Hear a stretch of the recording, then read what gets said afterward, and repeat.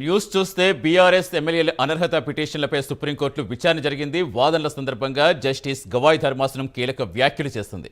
అనర్హత పిటిషన్లపై విచారణ జాప్యాన్ని ప్రస్తావించింది. రీజనబుల్ టైం అంటే పదవీ కాలం పూర్తయ్యే వరకు కాదు కదా అని ధర్మాసనం ప్రశ్నించింది.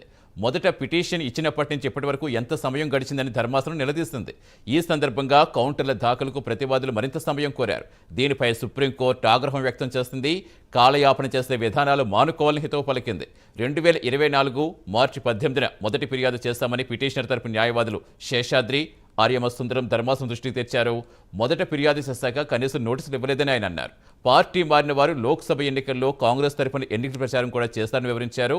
దానం నాగేందర్ కాంగ్రెస్ తరపున లోక్సభకి పోటీ చేశారని కూడా ఆర్యమ సోమసుందరం చెప్పారు.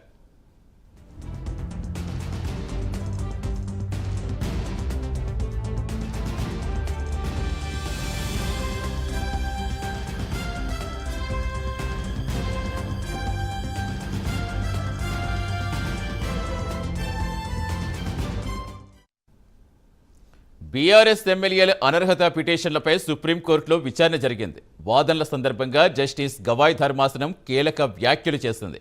అనర్హత పిటిషన్లపై విచారణలో జాప్యాన్ని ప్రస్తావించింది. రీజనబుల్ టైం అంటే పదవీ కాలం పూర్తయ్యే వరకు కాదు కదా అని ధర్మాసనం ప్రశ్నించింది. మొదటి పిటిషన్ ఇచ్చినప్పటి నుంచి ఇప్పటి వరకు ఎంత సమయం గడిచిందని ధర్మాసనం నిలదీస్తుంది. ఈ సందర్భంగా కౌంటర్ల దాఖలుకి ప్రతివాదులు మరింత సమయం కోరారు. దీనిపై సుప్రీంకోర్టు ఆగ్రహం వ్యక్తం చేస్తుంది. కాలయాపన చేసే విధానాలు మానుకోవాలని హితవు పలికింది. 2024 మార్చి 18న మొదటి ఫిర్యాదు చేస్తామని పిటిషనర్ తరపు న్యాయవాదులు శేషాద్రి, ఆర్యమ సుందరం ధర్మాసనం దృష్టికి తెచ్చారు. మొదటి ఫిర్యాదు చేశాక కనీసం నోటీసులు ఇవ్వలేదని ఆయన తెలిపారు.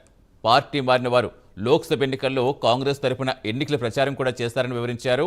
దానం నాగేందర్ కాంగ్రెస్ తరపున లోక్సభకి కూడా పోటీ చేస్తారని ఆర్యమ సోమసుందరం చెప్పారు.